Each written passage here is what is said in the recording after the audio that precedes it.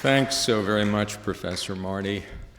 This is a wonderful evening for me. In the first place, it's a great honor to be back at the festival again. It's an added honor that Martin Marty has introduced me. Martin Marty's life has meant so much, his life's work has meant so much to so many of my bioethical colleagues that just the opportunity to lay eyes on him is an honor, as a matter of fact.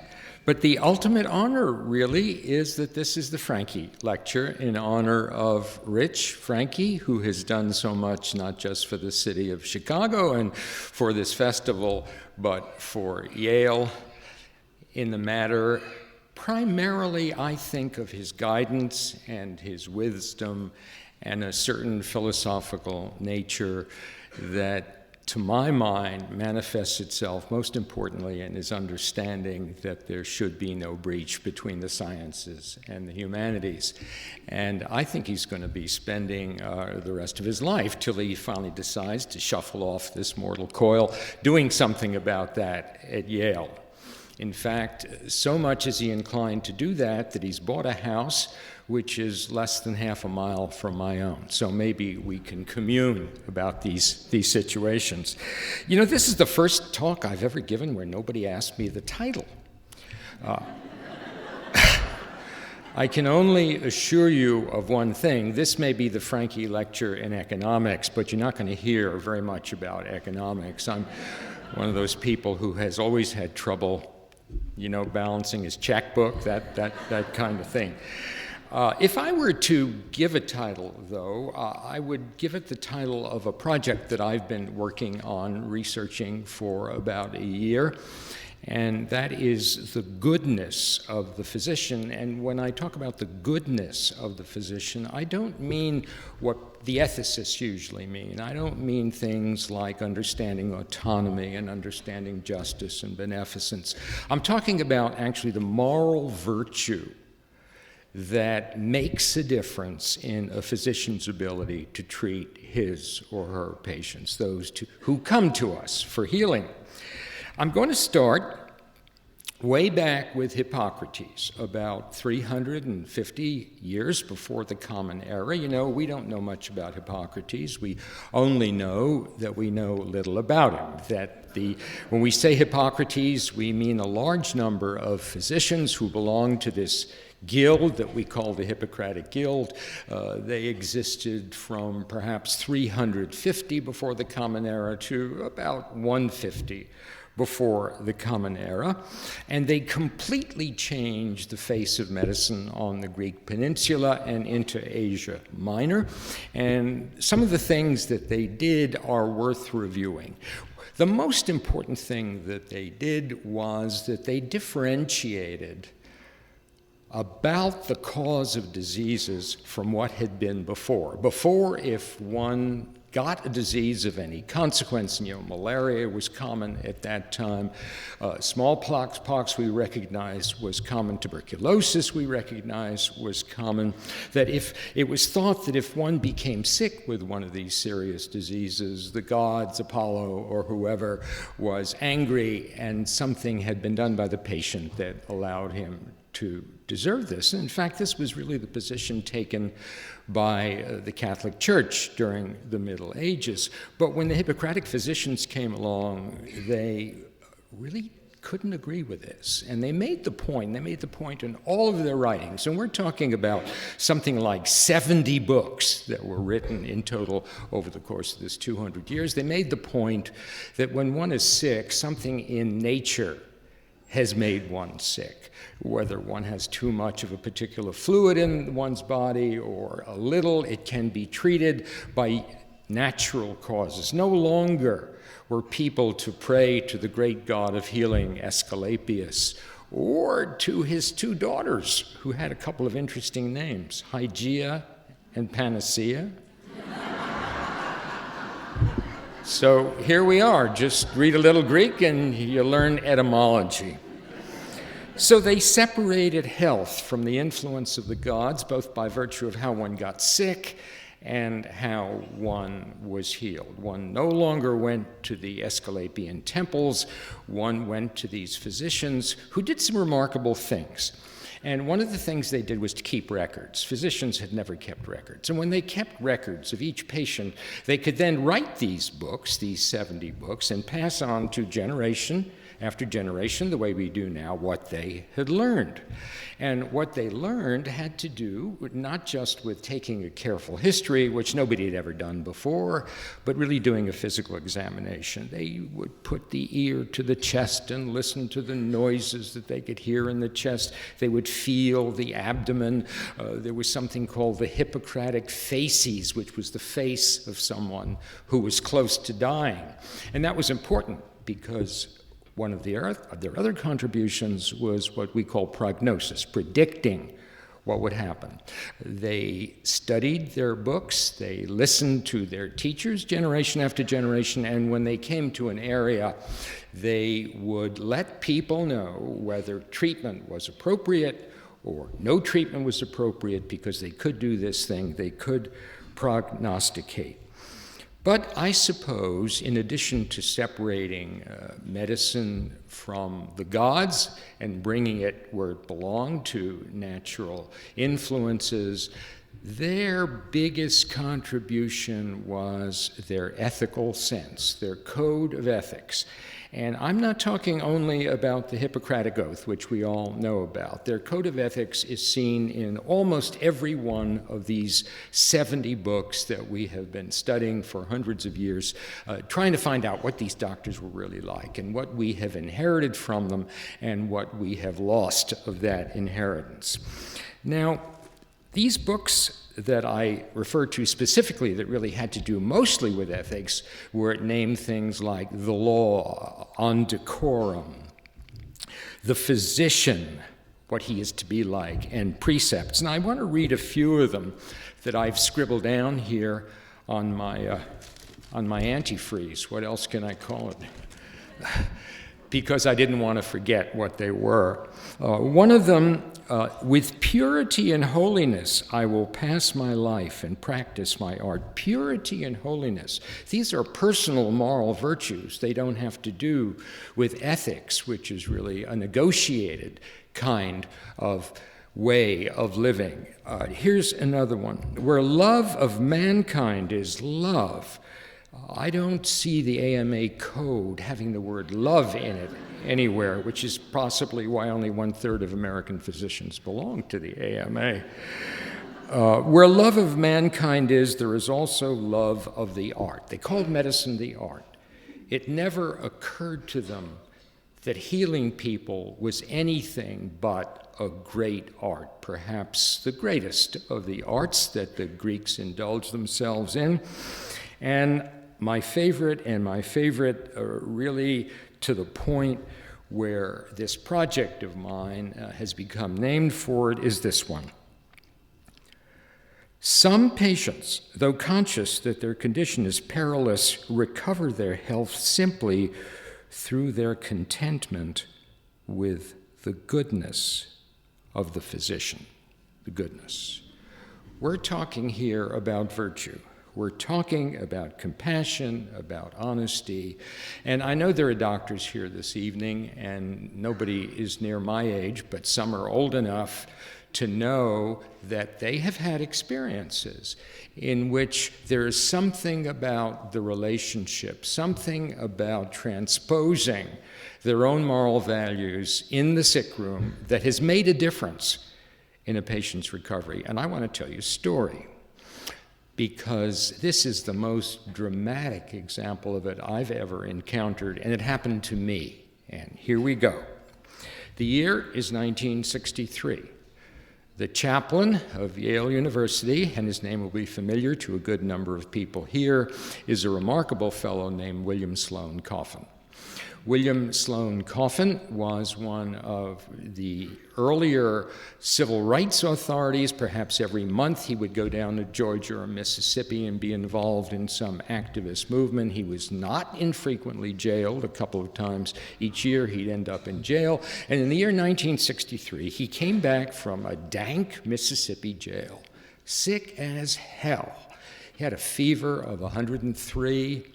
He had on his chest x-ray a completely whitened left chest, which meant that his left chest was filled with fluid, and he was sick as a powerfully built man can be. He'd been in the OSS and the war, and even though he was a spy, he had seen plenty of combat, and he was physically as brave as he was morally.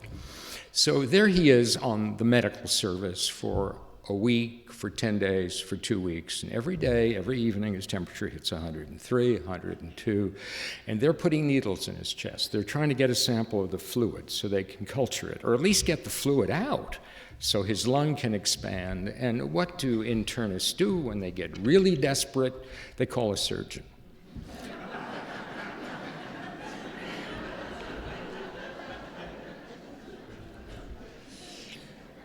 So they called me because I was a young surgeon. He was relatively young at that time, older than I was, but they called me, and I was pleased to be called because I knew that I could get fluid out of that chest. You know, that old saw, they said the job couldn't be done. He smiled as he said, "I'll do it." So he took the job that couldn't be done and couldn't do it. Well, that was essentially what happened to me. No matter where I stuck this needle, and it was a pretty big needle, I couldn't get any fluid, and he was getting sicker and sicker, and the flesh was figuratively falling off his bones. And one day I said to him, "Reverend Coffin, there's an operation you're going to have. It's called a decortication. Decortication involves a wide opening of the chest and taking off this thick layer of inflammatory tissue that is compressing the lung. You peel it off the lung, you peel it off the chest wall. It's a very bloody operation, and it's about as bad a horribilectomy as we ever do. It's got a very high mortality rate." And I told him that, and he was very stoic about it. It was scheduled for Thursday morning. My operating days at that time were Tuesday, Thursday, and Friday. And I went to see him on Wednesday evening. I had seen him in the morning. His temperature was a little high, and I knew that that evening it would be high, and lo and behold, he had no fever at all. First time in the 3 weeks he'd been in the hospital. And I thought, well, something very strange about this. He is, after all, a minister, so who knows? So I canceled the operation for the next day, thinking I'd see how he was, and I rescheduled it for the Friday, thinking one day would give me enough time. He never had an iota of fever on Friday. He never had any fever again. Well, I followed him in the hospital for another week, 10 days, and then I stopped following him because I was, after all, only the consultant. I never saw him again for 2 years. Our paths just never crossed.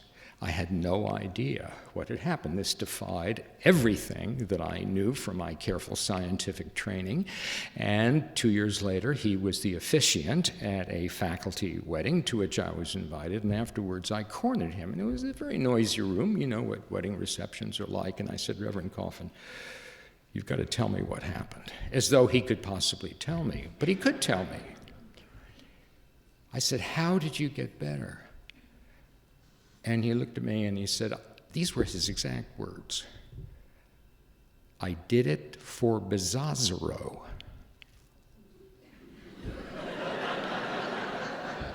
What? "I did it for Bizzazero," he insistently said. And at first I thought he was saying, "I did it for Beelzebub." You know, he's a New England divine, and who knows who he might have been trucking with. And he said, "I did it for Bizzazero," and then suddenly I realized what it was. Bizzazero was the intern who was taking care of him.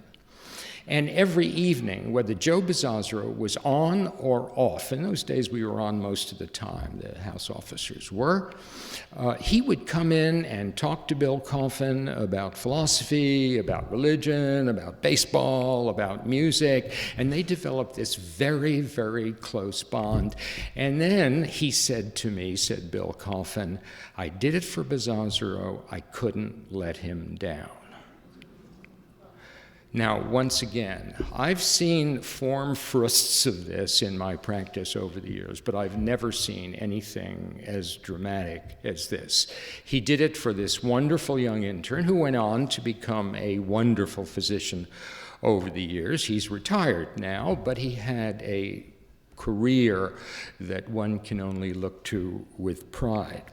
So these things do happen. Well, we now know from our friends who call themselves the psychoneuroimmunologists that there are very good immunological reasons why every once in a great while such a seeming miracle does occur. Again, one sees it rarely in a career, but one definitely does see it. In my own hometown of New Haven, which is heavily Catholic and just waspy enough so there are some Protestants around. Just before Christmas, every single year, the obituary lists drop, and on December 27th, they start going up again. Every year, never fails. And I have some New Haven people, one of whom is my roommate, and she'll tell you, my wife will tell you that this is absolutely true. So, what is going on? Well, the Hippocratics would have said this has something to do with a goodness that Bill Coffin not just intuited, but saw within his physician and his desire to get better.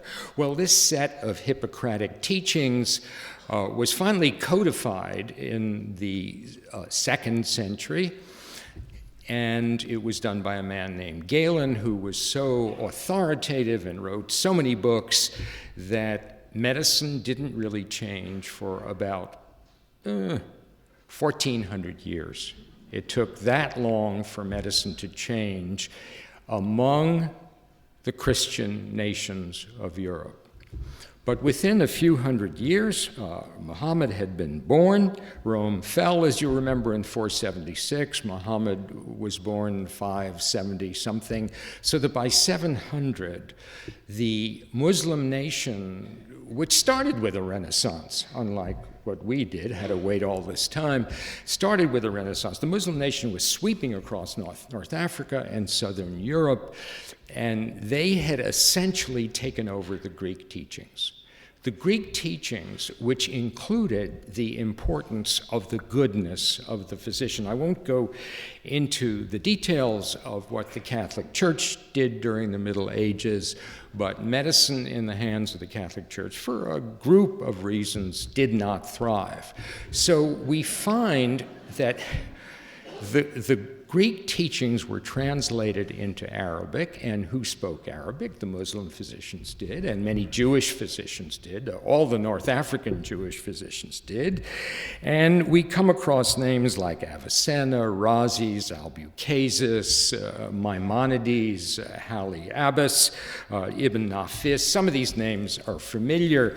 But what they did was preserve among themselves the notion of that personal morality, the importance when there was really very little else they could do. They had herbs and this kind of thing, almost no surgery. The importance of the image that the doctor presented to the patient. Well, this went along very well until the 15th century, when Constantinople fell. The Muslim Empire was essentially destroyed in a short period of time. But many of the Greek texts had been transferred from Rome, where they were kept, to Constantinople, so they became available to Europe. I'm cutting a lot of things short, as you can imagine. And this began the Renaissance. And of course, you'll recall learning in junior high school that the Renaissance was characterized by two things. One, a return to the values of the Greek and Roman civilizations, and a fascination and an interest with the human being, most particularly human anatomy, the human body. Well, this manifested itself within 100 years by some interesting work in anatomy. A man named Vesalius did the first really major, huge, real dissections of the human body, taught all Europeans anatomy in a book that he wrote. William Harvey, about the time the Pilgrims were arriving here, published a book. The year was 1628, describing the circulation of the blood. He also essentially created the notion of inductive reasoning, although Francis Bacon gets the credit for it. He brought it to be among physicians. In the 18th century, a man named Giovanni Morgagni did 700 dissections, and he correlated what patients came in with, their complaints, with what he found inside the body when he did autopsies on these patients when they died. And he was the man who conceived of this wonderful phrase, symptoms are the cries of the suffering organs. That got a lot of people excited. Here it was the late 18th century, and in the late 18th century, the French Revolution occurred. French medicine was overcome by a great revolution, and instead of the old stuffy way of appointing only the nobility to important posts, people of considerable intelligence and background could become appointed to professorial positions. The way they taught was to make rounds in the great French hospitals. Collectively, historians call them the Paris Hospital, although there are about 10 of them. It was all called the Paris Hospital. Americans, Germans, Italians, even Russians, Spanish doctors came to study there. They would make rounds, and there wasn't much they could do. And not only that, they didn't want to do anything. They were only interested in correlating patients' signs and symptoms, the results of their examination, with what they found at autopsy. So it was even in the doctor's scientific interest that patients die. And many of them did. Many of them did, and this was before malpractice laws. Didn't we have a presidential candidate who made a few $1 million, a few $100 million doing malpractice, a fellow named John Edwards? Well, in any event, so you see they're no better now than they weren't then. So the concept, again, of what we call now, historians call therapeutic nihilism. We will not do anything to treat anyone, because the important thing is to study their bodies when they died. Studying their bodies was not as easy as it might seem, because we had none of the diagnostic studies, tests that we have today. But the first important diagnostic tool was invented on a single day in the year 1816 by a French physician whose name was René Théophile Hyacinthe Laennec. Bad enough his middle name should be Hyacinth. He was also 5 feet 2 inches tall and very shy, and at the risk of making value judgments, I've seen plenty of portraits of him, a really homely Frenchman. He was the chief of the chest service at a hospital at that time in the suburbs of Paris, the hospital Necker, or Necker, N-E-C-K-E-R. And he was making rounds, as he did every afternoon, and examining patients, showing his students and his retinue how this was done, hoping that there would be an autopsy on each patient, essentially knowing that there would be. And he came to the bed of a woman newly admitted, and she was a young woman, about 19 or 20, intimidatingly pretty, buxom, and filthy, as all patients were at that time. You know, the French in those days bathed. They were bathed at birth, they bathed the night before they got married, and their bodies were bathed when they die. And those of you who have recently been on the Paris metro may think it's still the same.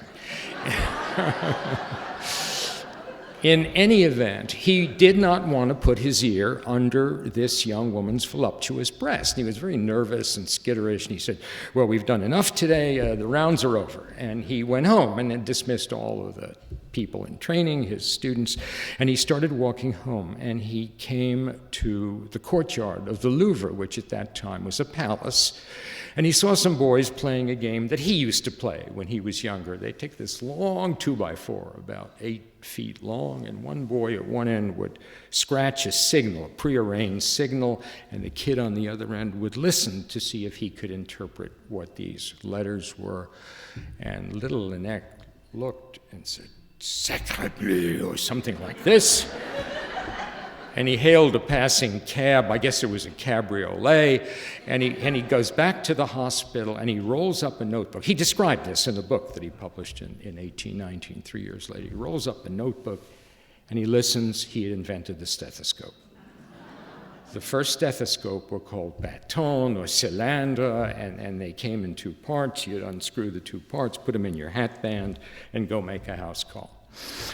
When he invented the stethoscope, there was a tremendous amount of discussion about it. Some doctors who bought stethoscopes, which cost 13 shillings at that time, no, you got the book and a stethoscope for 13 shillings, said, I can't hear all the sounds he describes. And others say, oh, I hear too many sounds. I can't figure this out. Some said that the stethoscope would intimidate patients. Some said it would get patients all excited and they'd think more of physicians. But one thing was said by a few far-seeing physicians. They said this will change the face of medicine. This will change, essentially, the goodness with which we used to be viewed. They already knew they weren't being viewed that way anymore. It is the first thing we have that puts a physical distance between us and a patient, and it is a metaphoric distance. Well, you all know that later the stethoscope, of course, was divided into this thing that kids carry around their necks on TV shows, and George Clooney has made so popular for us. In the good old days, we kept them in our pockets, but now you've really got to show this phallic symbol of authority. and it started with that. It started in the early 18th century, that distancing. Later in the century, the cell theory came along in the year 1839. The notion of anesthesia was invented by a couple of entrepreneurial dentists in the year 1846. The only thing that anyone in America had added to medicine. America was really in a very backward state medically. France, during the early part of the century, was the leading medical country. Then Germany, from about 1855 onward. Antisepsis was discovered by a combination of the work of Louis Pasteur and a man named Joseph Lister in 1867. X-ray came along in 1895, increasing technology.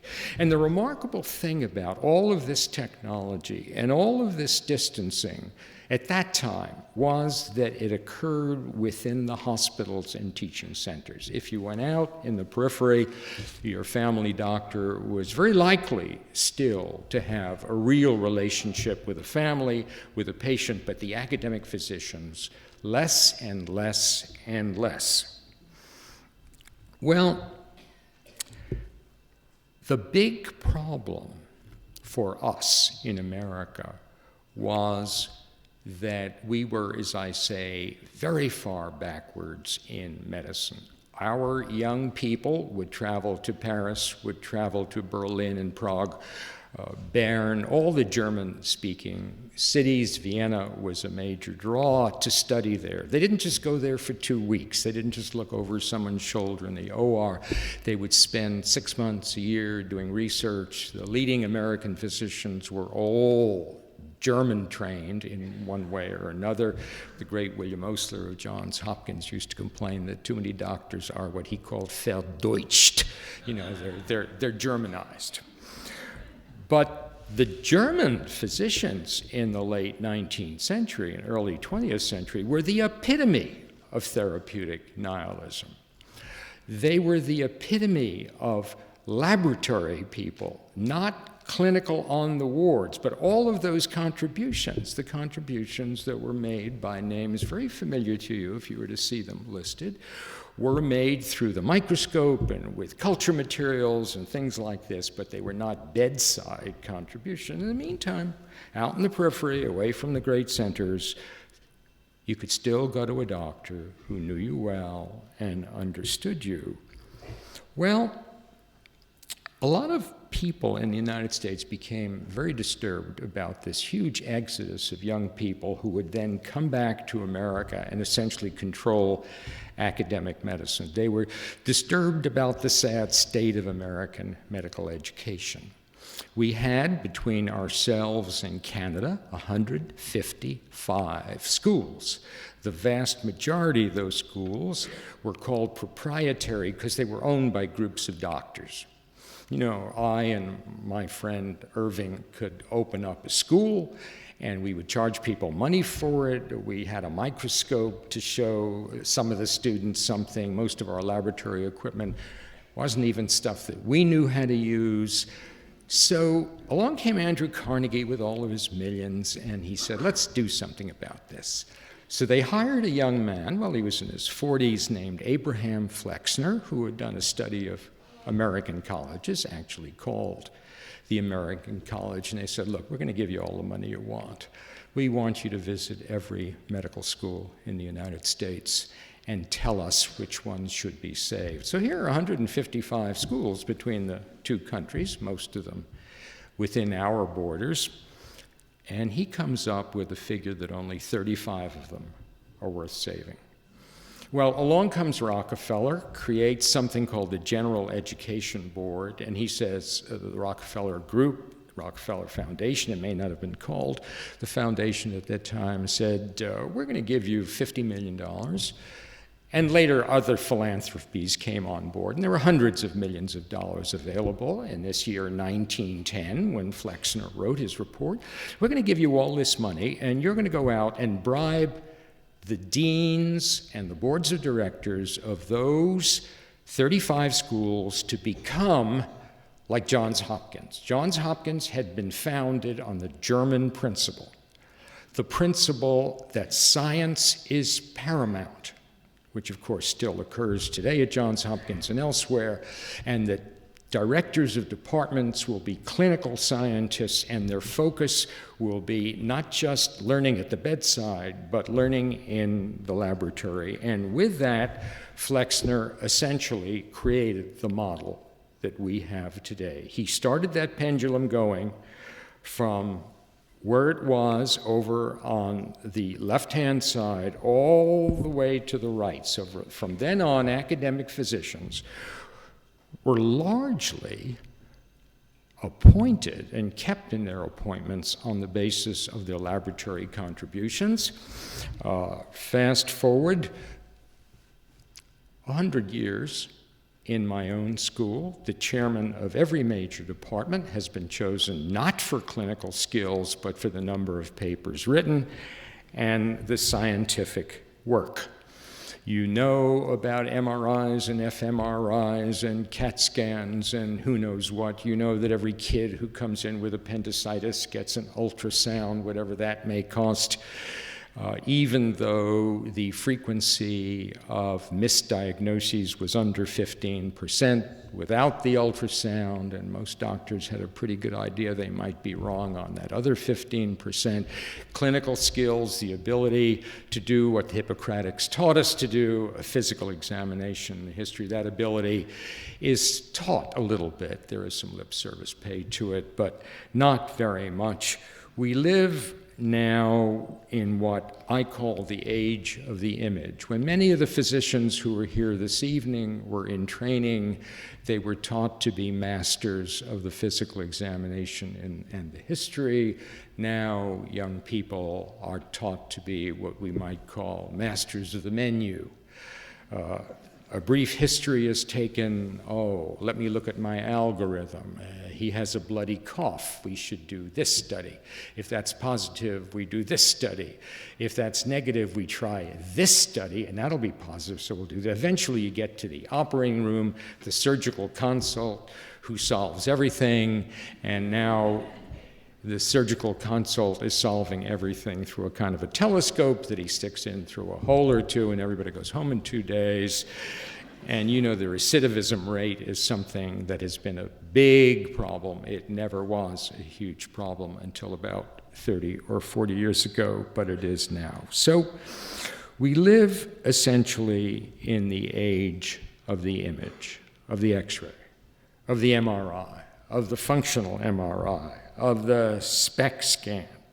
We make our diagnoses through imaging. We make our diagnoses through other laboratories, whether they're studies of the blood or studies of various kinds of tissues. Our young people nowadays in training are not allowed to work more than 80 hours a week, so it is very difficult for them to follow a patient long enough to truly understand the progress of a disease. And medical schools have been worried about this, and they've been worried about it for 15 or 20 years, and they've had solutions. One of them is to try to return to Hippocratic idealism. It's quite a jump to leap back more than 2,000 years when the teachers themselves haven't been trained in this notion. There have been, from time to time, some people shouting in the wilderness about these problems.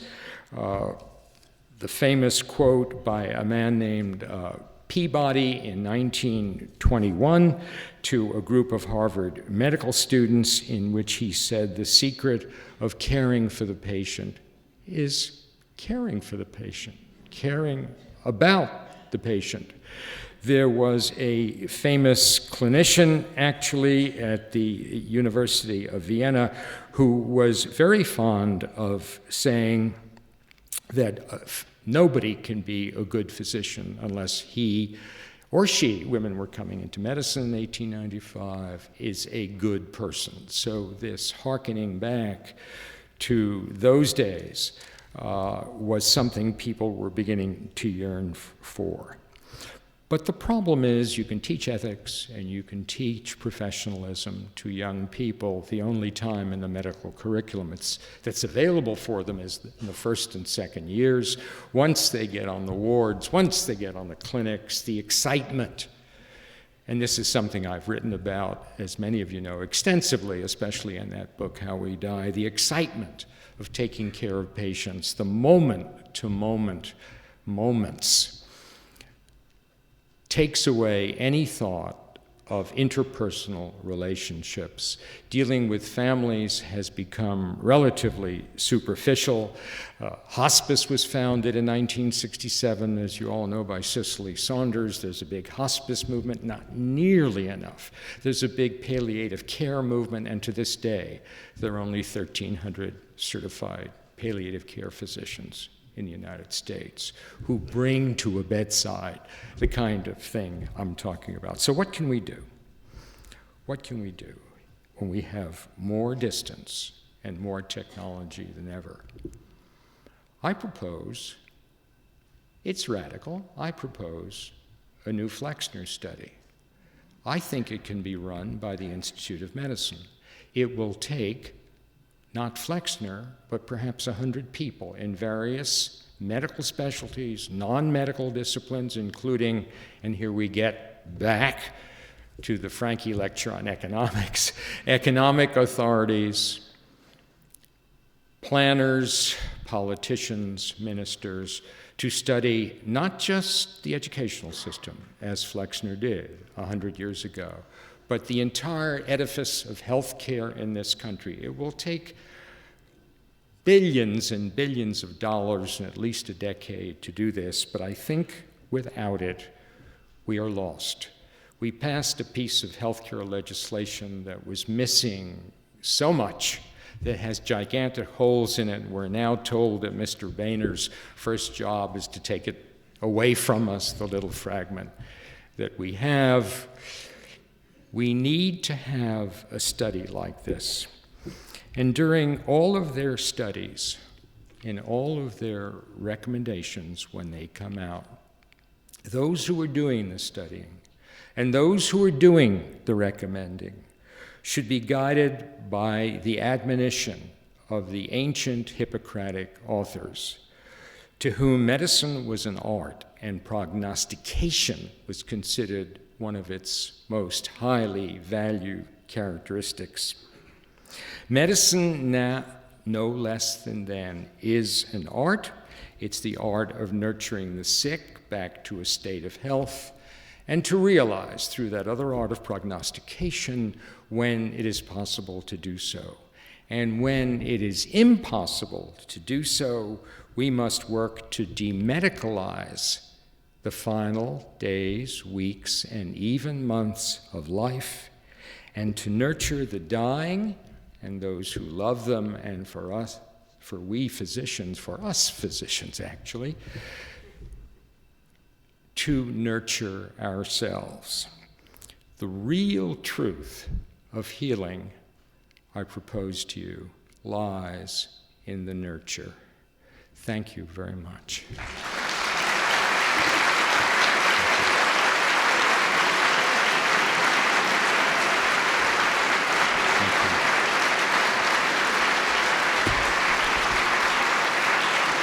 So much. Thank you.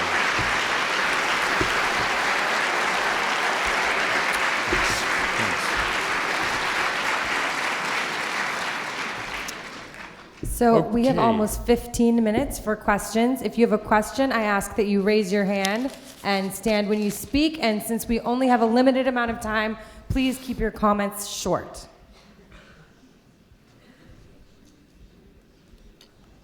Are there any other medical systems in other countries that do it better than we do, that could serve as a model? You know, I've spent a fair amount of time in China over the years, been there about a dozen times. Yale has an affiliation with a Chinese medical school in Hunan province in Changsha. And the advent of Western medicine over the last 15 years has ruined a lot of good things. A lot of the kind of doctor-patient relationship, almost a reverence that physicians have for patients. I don't recommend a reverence, but I recommend that the relationship should be revered. And they did that. And I think I've studied acupuncture both scientifically and non-scientifically. I think one of the secrets of the use of acupuncture, although there are some really scientific reasons it works, one of the secrets is trust in the goodness of the physician, in fact. So I haven't traveled all over the world, but I certainly have traveled to every Western European and a number of Eastern European countries, and I don't see it at all. There are certain countries in which, by the very nature of the society, there's very little of this, and those are places like Russia and the countries in the former Soviet Union. But in the Western countries where we might look forward, this is where the great competition for scientific advancement take place.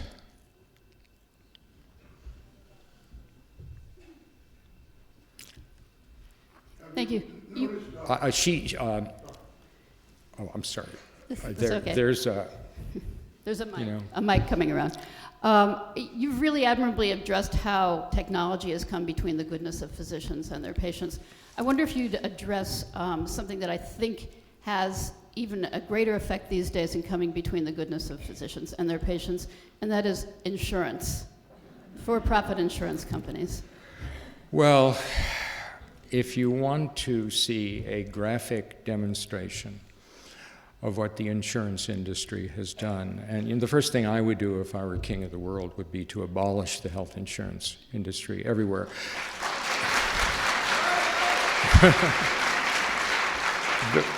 The reason the British health system and the Canadian health system has worked, at least to some extent, at least until fairly recently, was there was no insurance industry in the late 40s when those health systems were put together. If you were to make rounds in a modern teaching hospital, as a number of people in this audience frequently do, every day do, you would be surprised to find out that rounds are also being made by hospital administrators who are looking at charts to make sure that every qualification required by the insurance company or the insurance companies has been fulfilled, to make sure that that algorithm based on something called evidence-based medicine. Anybody who has followed medical literature for 60 years, as I have, can tell you that the concept of evidence-based medicine is just a little foolish. But the point is they've now got a template, and they can tell you, you've got to do this, you've got to do that, and they get after the attending physicians, they get after the young people in training and essentially force them to carry out technological procedures, diagnostic technological procedures that aren't really necessary for well-trained physicians to carry it. I am not a Luddite. I think technology, the great new imaging technology, has made huge changes in medicine. I think the great new operative technology has, but I think there's a time and a place. I think they have never been used judiciously, and the insurance companies are demanding, at the same time they complain about the cost, they are demanding that we use everything in our armamentarium, as are the malpractice lawyers.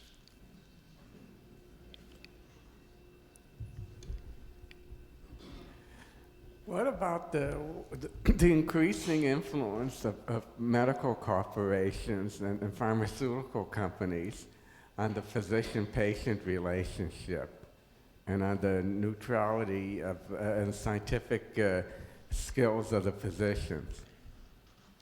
Well, I hope you all heard that sentence, question, comment.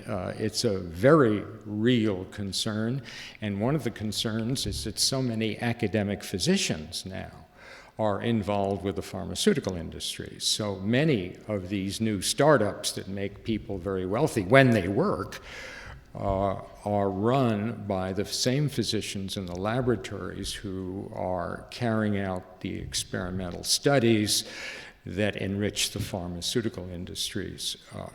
Even though every journal demands a statement by people who write articles about, am I getting anything from this? Maybe not from the article itself, but from the fact that their studies have been funded by Merck or whoever it might be. They have gone to meetings that Merck is paying for. They don't carry fountain pens that say Merck Sharp and Dome anymore, like we used to in my day. But they are influenced, and the more academic they are, the more this is true. They are influenced every moment in their academic careers by the needs of the insurance industry. Would you call on that gentleman? He's got a scowl on his face, and I know he's going to disagree with something I've said. Oh yes, right, okay, right you are. I'm absolutely fascinated with your notion of nurturing as being such a critical force, and wonder whether women, and I will identify a bias here, who are, in my view, more nurturing by nature than men, whether there is any evidence that they are more successful by gender as a result of their being more nurturing. I can only respond to that from personal experience and late-night bull sessions with male and female physicians. We had so much hope in the 70s when increasing numbers of women came into medicine, and in the 80s. And when the women surgeons turned out to out-tough us, we knew we were in trouble.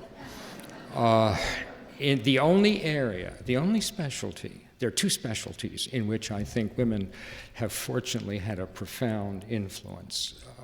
I think that there are sociological and perhaps even genetic and generic differences. The only two specialties where it's made a difference, in my observation, been pediatrics and geriatrics, the two ends of the spectrum. There, I think you can see, well, they have always been nurturing specialties just by the virtue of the fact they're treating children, by the virtue of the fact that they're treating old people who can't do for themselves. And they attract a particular kind of physician, but there's no attempt to harden those women.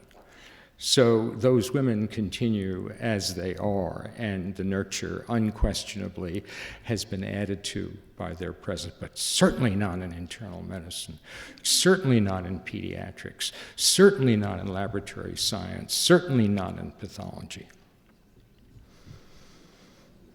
As one scowling physician, there are so many impediments by vested interests to significant reform. I don't see how it's going to happen. And some of the impediments are here in the room. Americans don't believe anybody can die anymore.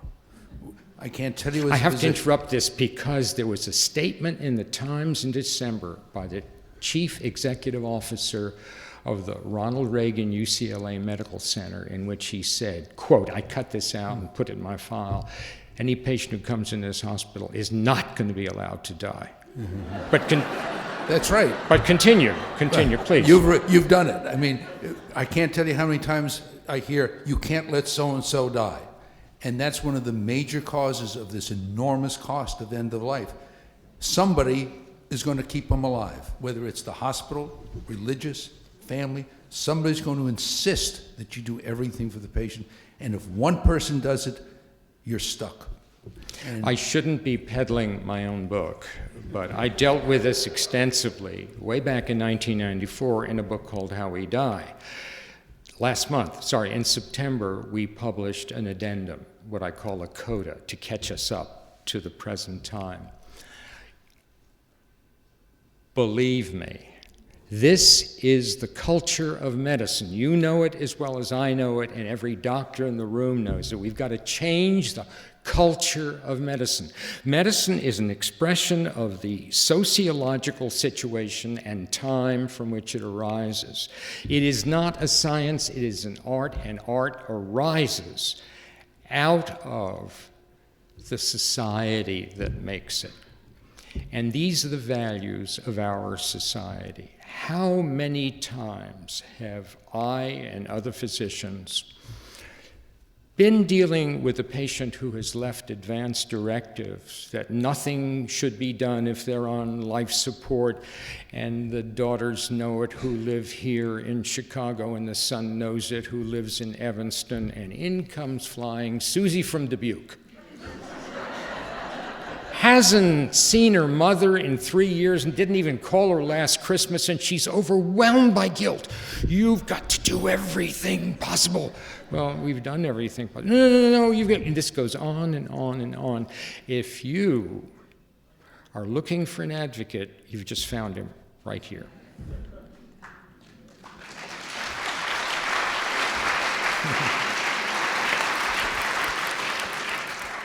I was just curious. I'm running into several physicians now who I've been with for many years who are telling me that they are not going to be accepting Medicare. I was wondering if this is something that's universal across the board, and what you might recommend patients to do when they're faced with that. Well, this is a problem. Most physicians that are the kind of physicians we really want to look up to will accept Medicare regardless of what the situation is. The problem is that physicians are more overworked than ever. Do you know how an internist decides his fees or her fees?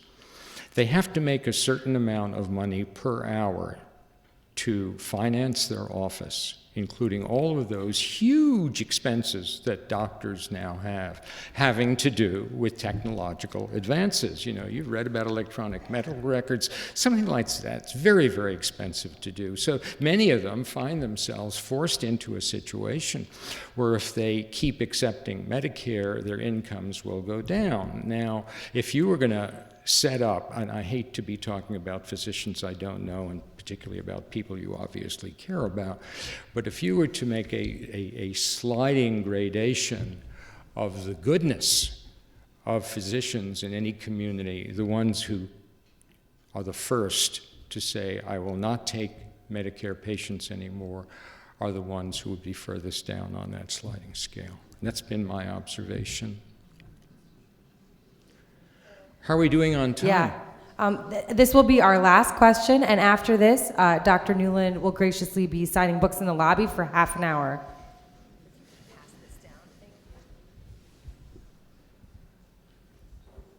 Thank you. It was a very enjoyable lecture. I just wanted to ask, how would adding the nurture angle to the practice of medicine, how would that help increasing the opportunity for so many people in America and more people throughout the world to get any medical care at all? Your question puzzles me. How would nurturing patients make it less likely that people can get medical care?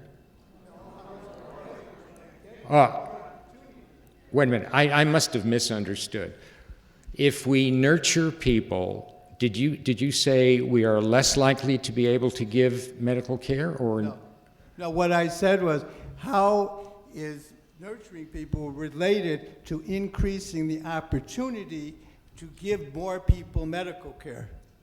Oh, I'm so used to people saying to me that if you spend more time with patients, you can take care of fewer patients. My usual response to that, and I don't really know if it applies to what you're asking, is that we come from a tradition in which physicians themselves are expected to care for every aspect of a patient. And we now have highly trained physician's assistants.